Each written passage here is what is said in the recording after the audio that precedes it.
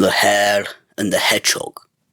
This story, my dear young folks, seems to be false, but it really is true, for my grandfather, from whom I have it, used always, when relating it, to say complacently, "It must be true, my son, or else no one could tell it to you." The story is as follows.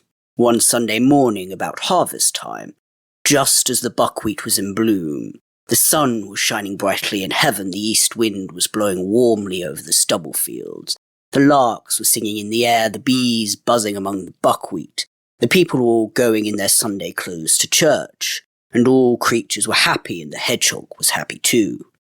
The hedgehog, however, was standing by his door with his arms akimbo, enjoying the morning breezes and slowly trilling a little song to himself, which was neither better nor worse than the songs which hedgehogs are in the habit of singing on a blessed Sunday morning.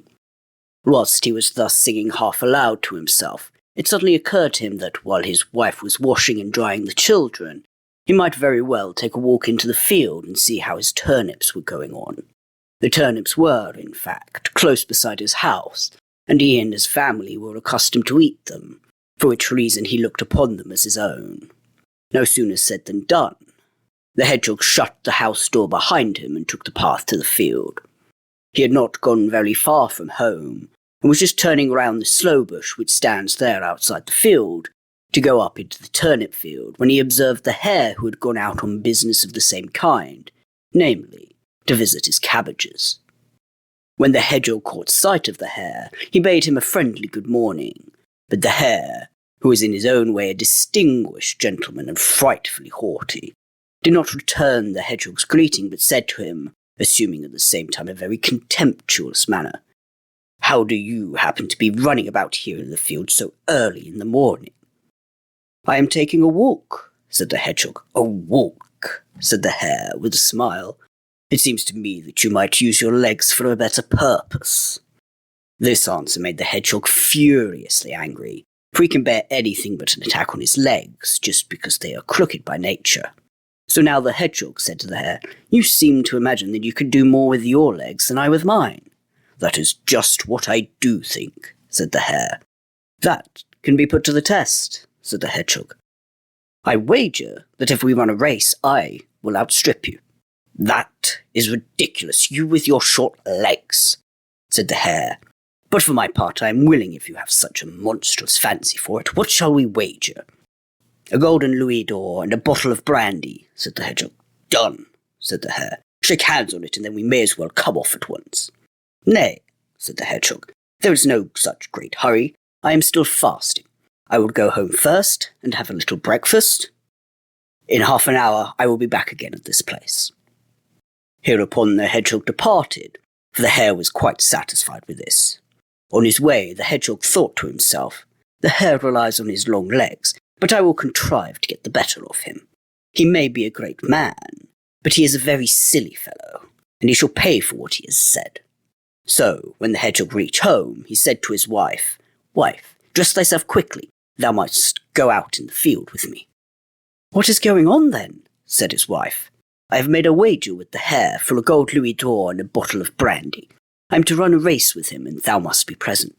"Good heavens, husband," the wife now cried, "art thou not right in thy mind? Hast thou completely lost thy wits? What can make thee want to run a race with the hare?" "Hold thy tongue, woman," said the hedgehog. "That is my affair. Don't begin to discuss things which are matters for men. Be off, dress thyself, and come with me." What could the hedgehog's wife do? She was forced to obey him whether she liked it or not. So, when they had set out on their way together, the hedgehog said to his wife, "Now, pay attention to what I am going to say. Look you, I will make the long field our race course. The hare shall run in one furrow, and I in another, and we will begin to run from the top. Now, all that thou hast to do is place thyself here below in the furrow, and when the hare arrives at the end of the furrow, on the other side of thee, thou must cry out to him, 'I am here already.'" Then they reached the field, and the hedgehog showed his wife her place, and then walked up the field. When he reached the top, the hare was already there. "Shall we start?"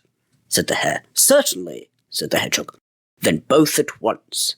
So saying, each placed himself in his own furrow. The hare counted, "Once, twice, thrice, and away!" and went off like a whirlwind down the field. The hedgehog, however, only ran about 3 paces, and then he stooped down in the furrow and stayed quietly where he was. When the hare therefore arrived in full career at the lower end of the field, the hedgehog's wife met him with the cry, "I am here already!" The hare was shocked and wondered not a little. He thought no other than that it was the hedgehog himself who was calling to him, for the hedgehog's wife looked just like her husband. The hare, however, thought to himself, "That has not been done fairly," and cried, "It must be run again, let us have it again."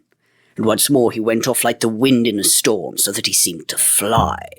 But the hedgehog's wife stayed quietly in her place. So when the hare reached the top of the field, the hedgehog himself cried out to him, "I am here already." The hare, however, quite beside himself with anger, cried, "It must be run again, we must have it again." "All right," answered the hedgehog, "for my part will run as often as you choose." So the hare ran 73 times more, and the hedgehog always held out against him. Every time the hare reached either the top or the bottom, either the hedgehog or his wife said, "I am here already." At the 74th time, however, the hare could no longer reach the end. In the middle of the field he fell to the ground, blood streamed out of his mouth, and he lay dead on the spot. But the hedgehog took the louis d'or which he had won, and the bottle of brandy, called his wife out of the furrow, and both went home together in great delight, and if they are not dead, they are living there still. This is how it happened that the hedgehog made the hare run races with him on the Buxtehude Heath till he died, and since that time no hare has ever had any fancy for running races with a Buxtehude hedgehog.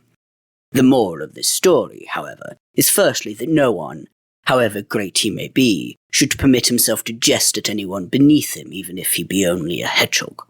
And secondly, it teaches that when a man marries, he should take a wife in his own position who looks just as he himself looks.